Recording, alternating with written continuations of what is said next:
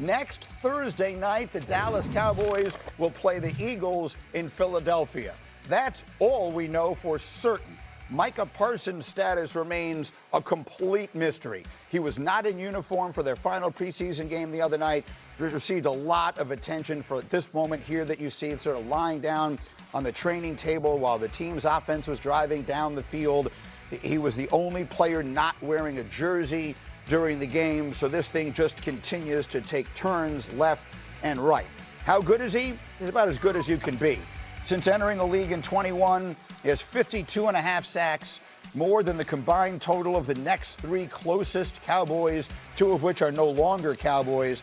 By the way, that's the fifth most in league history, or excuse me, fifth most in the league since 2021, trailing only Myles Garrett, T.J. Watt, Trey Hendrickson, and Nick Bosa. So let's start with Adam Schefter, as always. Shefty, I mean, it's 10 days now. Where, if anywhere, are we? Well, that's the whole question. We are getting close to the start of the regular season opener. He has not practiced this summer due to a back injury, back tightness. Now, the Cowboys took an MRI on it, said it came back clean. I think Micah Parsons would tell you that his back is tight, doesn't feel right.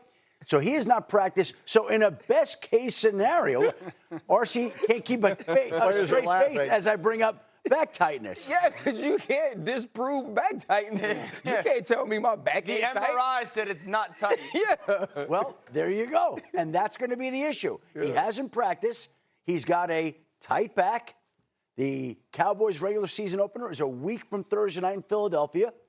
And the fact of the matter is, if he's out there at all, he'll be limited because he hasn't gone through practice at all. That's the short-term picture. There's obviously a lot to this. We'll get to all of it, but we're talking about the game Thursday night.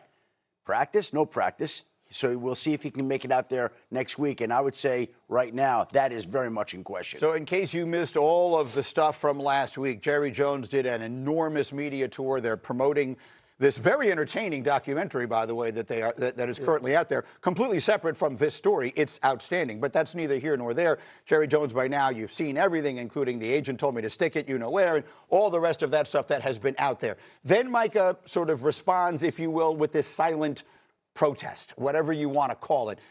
As a former general manager, big deal or not a big deal? Yeah, I don't like how he handled things the other night, laying on the training table. Let's give him a ton of credit, Greeny. Under the rules, he doesn't have to be in training camp. His fines can be waived because he's coming off of a rookie deal. So I give him a lot of credit for being around the team. By all accounts, he's a great teammate. But if 31 other teams are interested in you, you want to give off the impression that, hey, this is important to me. I'm supporting my teammates, and I'm doing everything I can to help them. And if I'm Brian Schottenheimer, who I know well, this is awful because wins and losses are a trailing indicator of the culture you're building. Knowing Brian, I'm sure he spoke to Micah one-on-one in terms of like, hey, this is not what we're trying to build here. If you want to be here, be here. If you don't, I'll respect that as well. So I think Jerry Jones has handled things awful, and I think Micah Parsons has really taken the high road. I just don't think that's a good look. He doesn't want to be there, Mike. He's made that very clear. Micah wants to move on. So go ahead, RC. Yeah. I mean, Brian Schottenheimer doesn't set the culture in Dallas. No head coach since maybe Jimmy Johnson has set the culture in Dallas. Right. Jerry Jones sets the culture. And in football, I think it's the greatest gap between ownership and labor. And in Dallas, it's the greatest gap between any ownership and the rest of the owners or the players on that team. And Jerry Jones is continuing to show us that when he sits down with Stephen A. and he says, you know who has to be comfortable? I have to be comfortable. The thing that happens is this has become so personal because you're not only, when you negotiate with the general manager, you can separate that from the ownership. You can separate that from the coaches. You can't do that with Jerry Jones, who speaks to the media every single day. And so now we're expecting Micah Parsons to live and to work with a level of decorum and a level of respect and a level of professionalism that not even the owner and general manager of the team has shown us throughout this entire process. And so now it's, what do the other 31 teams see? You know what they see? They see a player on a Hall of Fame trajectory. They see one of the best players in all of football, one of the best players at his position. I don't think they're looking at that in any way to say that Micah Parsons isn't conducting himself in a way that we wouldn't want him on the team. What this is, though, this is bad for Dallas. This is ugly for Dallas. And this is an indication of a team, to me, that will not be competing for a playoff spot. And it starts with their owner, Jerry Jones. A month ago, I said this was the biggest problem Jerry Jones has had since the 90s. Yup. He has not dealt with this. The Cowboys, honestly, are becoming a joke. I mean, it's Monday morning, 10 days before the season starts. We're talking about their best player laying down on a table, and is it a big deal or not?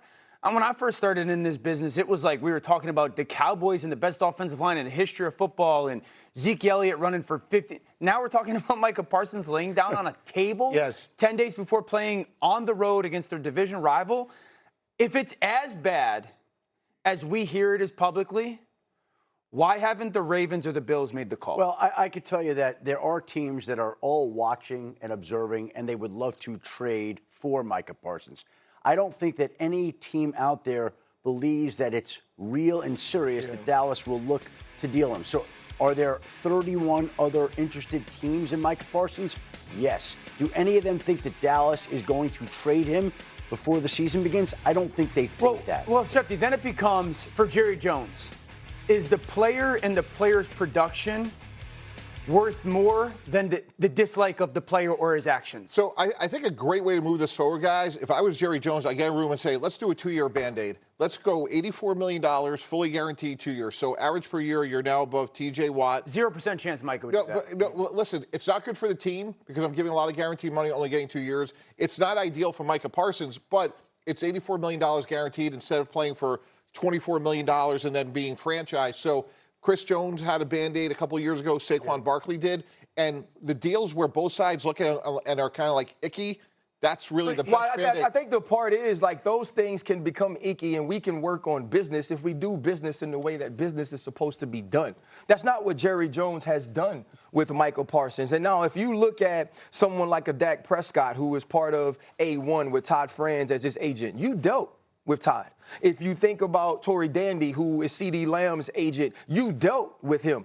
So now all of a sudden with Micah Parsons' agent, you won't deal with his agent. You're saying that his agent is not needed. We don't need 3 people in the room, where historically and professionally 3 people are in the room. Right. And most times the player's not in the room during those negotiations. Only 2 people are in the room. Because you want to keep that separate. Right. And so we can talk about all of the different negotiations that the Dallas Cowboys have had. This one is different. Absolutely. And there are teams that are interested, but like Adam has said, they don't believe there's a true chance of getting Micah Parsons because we've seen DeMarcus Lawrence play on a franchise tag. We've also seen Dak Prescott play on a franchise tag. And you're saying that the 2 individuals should get in a room and make a deal happen. Here's the problem with that. Micah has publicly stated that he no longer wants to play there. The Dallas Cowboys have not had any contract discussions with him, not made him a single offer in 3-4 months. So they've given no indication that they want to sign him long-term recently. He has said he wants to be traded. So both sides haven't even discussed a deal. They also don't like each other. Yeah. They don't like each other. That's obvious. We can talk money all we want. They don't like each other. But let me take you behind the curtains. I've been in plenty of situations. Just go with me. Like, maybe some people didn't like me a lot. Just go with me for a second. Yeah. I don't believe that. Yeah, but were those people going to be the number 1 paid person at their position? No, but I'm talking about the agents. And what I'm saying is, like, Jerry Jones has to say, hey, look, if I'm comporting myself as a leader of this franchise, I have a great young player who's on a Hall of Fame trajectory. I got to get in the room with his agent. We don't have to like each other. Yeah. Let's close the door and figure out a lane. We would have all thought that made sense. And then it's the exact opposite is what has happened. Because he doesn't have respect for people. Yeah. Like, period, point blank. Jerry Jones is the owner. Jerry Jones sat across from Peyton Manning in 2011 CBA negotiations and treated him like a boy. And walked to the door, folded his arms, and waited for the rest of the owners to follow him because he's Jerry Jones. Because in 30 years, I cannot win a championship, and my organization can increase in value by $9+ billion. Why do I have to talk to you? Micah Parsons, as good as you are, why do you matter to me? So let me throw I wrote this down, Shefty. There are 3 options. He could get traded. We don't expect that. He could play. We don't expect that. And then I wrote a question mark. What is the 3rd option? I think the third option is. If either of those 2 things happen, And I want to say, does? and I also want to say, like, this is fluid. For all we know, they could somehow unlikely get together today and figure it out. I don't think that's happening, but we are now at a point in the calendar where things have to happen. But my guess today would be that this type of drama, with Michael laying on the table, with us wondering whether he's going to play, with us wondering about his future, my guess today would be that's the type of drama that goes on all season long. This soap opera in Dallas that we've seen will be extended all season through the regular season. I would be surprised if he played for the Cowboys again. I would. I'm not saying it's not happening, but that would be my surprise. All right, we'll leave it there for the moment.